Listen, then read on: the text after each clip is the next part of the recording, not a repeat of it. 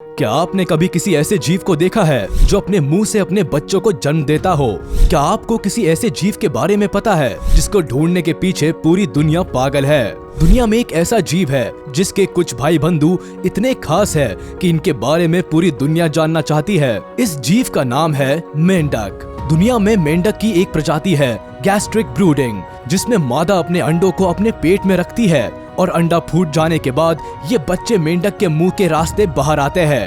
अब आप सोच रहे होंगे कि ये कैसे पॉसिबल है? क्या इस दौरान ये मेंढक कुछ खाते नहीं थे? क्या ये अंडे मेंढक के पेट में जाने के बाद मेंढक को सांस लेने में कोई दिक्कत नहीं होती थी? क्या ये मेंढक इतने सारे अंडों को पेट में रखने के बाद मर नहीं जाते थे? यहाँ एक और सवाल ये उठता है कि जब ये अंडे फूटते थे और मेंढक बनते थे तो क्या इस मेंढक का साइज इतना बड़ा होता था कि ये कई अंडों को एक साथ अपने पेट में रख सके? और सबसे आखिर में सबसे इम्पोर्टेंट सवाल ये है कि क्या इन मेंढकों को इस खास तरह के बच्चे पैदा करने की वजह से ही ये प्रजाति अब विलुप्त हो गई है? ये सभी सवाल पूरी तरह वैलिड है और इन्हीं सवालों का जवाब हम आपको देंगे इस वीडियो में। तो सबसे पहले चैनल को सब्सक्राइब कीजिए और देखते रहिए गैस्ट्रिक ब्रूडिंग फ्रॉग की ये अनोखी कहानी।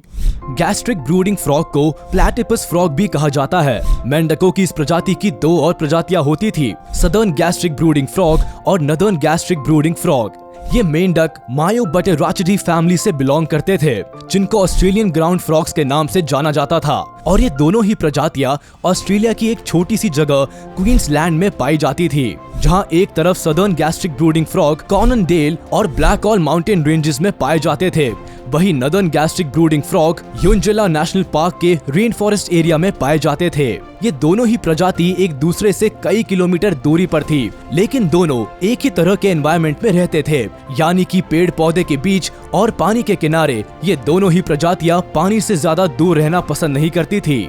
अगर बात करें मेंढकों की दोनों प्रजाति के फिजिकल अपीयरेंस की, तो ये दोनों ही प्रजातियां एक दूसरे से कुछ खास अलग दिखाई नहीं देती थी। Northern gastric brooding frog southern gastric brooding frog के मुकाबले साइज में थोड़े बड़े होते थे, जहां male northern gastric brooding frog 50 to 53 millimetre लंबे होते थे और फीमेल्स 66 to 79 मिलीमीटर लंबी होती थी। वही male southern gastric brooding frog 33 to 41 millimetre लंबे होते थे और फीमेल 44 to 54 मिलीमीटर लंबी हुआ करती थी। दोनों ही प्रजातियों में फीमेल्स की लंबाई ज्यादा होती थी, जो इनके अंडों को अपने पेट में रखने में मदद करती थी।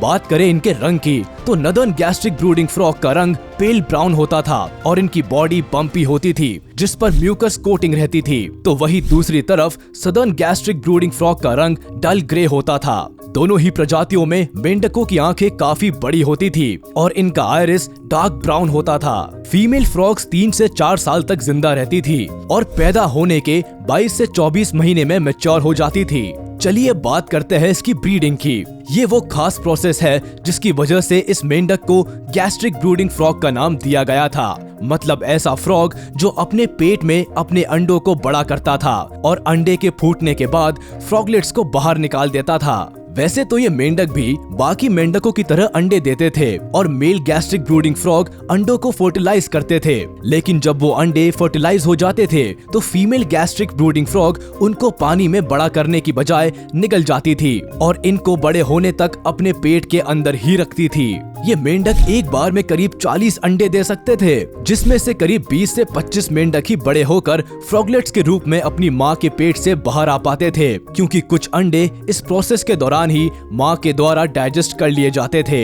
सभी अंडे माँ के पेट में ही डाइजेस्ट ना हो जाए, इसके लिए अंडों के आसपास एक तरह का जेल होता था जो PGE2 नाम का सब्सटेंस प्रोड्यूस करता था। ये सब्सटेंस माँ के पेट में हाइड्रोक्लोरिक एसिड बनाना बंद कर देता था, जिसकी वजह से ये फ्रॉग मॉम कुछ भी डाइजेस्ट नहीं कर पाती थी। जब अंडों से टैडपोल्स बाहर निकलने लगते हैं तो ये भी PGE2 सब्सटेंस प्रोड्यूस करते थे और इस दौरान ये माँ खाना पीना सब कुछ छोड़ देती है। जैसे जैसे ये टैडपोल्स बड़े होते जाते थे, फ्रॉग मॉम्स अपने लंग्स को सिकोड़ना शुरू कर देती थी, जिससे पेट में उसके बच्चे के लिए ज्यादा जगह बन सके। और इस दौरान ये माँ अपनी स्किन से गैस एक्सचेंज के द्वारा सांस लेती थी। लगभग 6 से 7 हफ्ते के बाद जब ये बच्चे बड़े हो जाते थे और फ्रॉगलेट्स बन जाते थे, तो फ्रॉग मॉम उनको उल्टी करके अपने अंदर से बाहर निकाल देती थी। मादा करीब एक हफ्ते तक बीच बीच में फ्रॉगलेट्स को जन्म देती रहती थी और कभी कभी कोई मादा सभी बच्चों को एक साथ बाहर उल्टी करके निकाल देती थी। लेकिन दुख की बात यह है कि इस किस्म के मेंढक अभी एक्सटिंक्ट हो गए हैं। लेकिन आखिर ऐसा कौन सा कारण था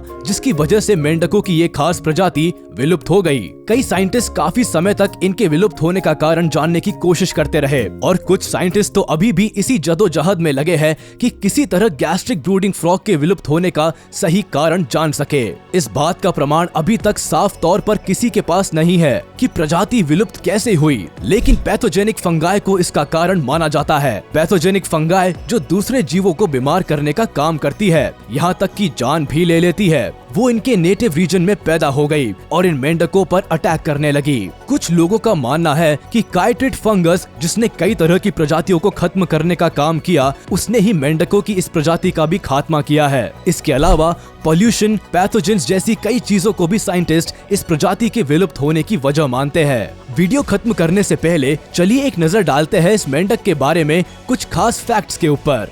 नंबर 1, फ्रॉगलेट्स को बाहर निकालने के बाद मादा गैस्ट्रिक ब्रूडिंग फ्रॉग का डाइजेस्टिव सिस्टम वापस से नॉर्मल कंडीशन में आ जाता है और उसमें फिर से हाइड्रोक्लोरिक एसिड बनना शुरू हो जाता था। नंबर 2, गैस्ट्रिक ब्रूडिंग फ्रॉग को छोटे इंसेक्ट्स, क्रेफिश, कैडिसफ्लाई लार्वे और बीटल्स को खाते हुए देखा गया था। Number 3, white face heron birds और ईल फिश जैसे शिकारियों से बचने के लिए गैस्ट्रिक ब्रूडिंग फ्रॉग पत्थरों के नीचे और पत्तियों के नीचे छिपकर अपने शिकारी को चकमा देते थे। इसके अलावा ये म्यूकस की सहायता से अपनी बॉडी और अपनी त्वचा को चिकना बना लेते थे, जिससे अपने शिकारी के चुंगल से छूट सके। नंबर 4, गैस्ट्रिक ब्रूडिंग फ्रॉग कोई मामूली फ्रॉग नहीं थे। खास तरह से बच्चों को बड़ा करने का इनका तरीका अभी तक किसी और जीव या जानवर में देखने को नहीं मिला है। यही कारण है कि ये मेंढक साइंटिस्ट के लिए रिसर्च का बहुत इंपॉर्टेंट टॉपिक बना हुआ है। नंबर 5, 1972 में पहली बार सदर्न गैस्ट्रिक ब्रूडिंग फ्रॉग को देखे जाने के बाद 1973 में इसके बारे में कुछ लोगों को पता लगा और 1974 में ऑस्ट्रेलिया की यूनिवर्सिटी ऑफ एडिलेड में एसोसिएट प्रोफेसर माइक टायलर ने जब 6 टेडपोल्स को मेंढक के मुंह से बाहर निकलते देखा तो इस विषय ने तूल पकड़ लिया। इस प्रजाति के सबसे आखिरी मेंढक को 1983 में देखा गया था, जिसके बाद ये प्रजाति विलुप्त हो गई। वही नदर्न गैस्ट्रिक ब्रूडिंग फ्रॉग को 1984 में डिस्कवर किया गया, लेकिन इनकी डिस्कवरी के 1 साल बाद ही ये प्रजाति भी विलुप्त हो गई। Number 6, the international union of conservation of nature नाम की संस्था द्वारा और Australia environment protection and biodiversity conservation act 1999 नाम के एक कानून के तहत गैस्ट्रिक ब्रूडिंग फ्रॉग की प्रजातियों को विलुप्त घोषित कर दिया गया है। नंबर 7, यूनिवर्सिटी ऑफ न्यूकासल और University of New South Wales के साइंटिस्ट ने मार्च 2013 में अनाउंस किया था कि इस मेंढक का क्लोन अटेम्प्ट करना चाहिए, जिससे इस प्रजाति को फिर से वापस लाया जा सके। इस खास प्रोजेक्ट को साइंटिस्ट ने लाजरस प्रोजेक्ट नाम दिया था। साइंटिस्ट की माने तो इसके एम्ब्रियोज यानी भ्रूण की सक्सेसफुली क्लोनिंग भी की गई थी, लेकिन ये कुछ ही दिन जीवित रहा। नंबर 8, कई साइंटिस्ट का मानना है कि इस मेंढक की हाइड्रोक्लोरिक एसिड को रोकने की एबिलिटी अध्ययन का विषय है, क्योंकि मेंढकों की ये खासियत स्टमक अल्सर के ट्रीटमेंट में मदद कर सकती है। क्या आपने कभी सोचा था कि किसी भी मेंढक में ऐसी कोई क्वालिटी हो सकती है जिसकी वजह से साइंटिस्ट उनके पीछे पड़ जाए और उनका क्लोन बनाना चाहे? सोचिए, अगर कहीं इस प्रजाति का कोई मेंढक मिल जाए तो कितना अच्छा होगा। हमें एक ऐसी चीज देखने को मिलेगी जो कल्पना से बाहर है और हो सकता है कि यहाँ से हमें इंसानों की कई बीमारियों का इलाज भी मिल जाए। इस मेंढक के बारे में आपका क्या ख्याल है? हमें कमेंट करके जरूर बताएं। वीडियो अच्छी लगी हो तो लाइक करें, चैनल को सब्सक्राइब करें और प्रेस करें बेल आइकन।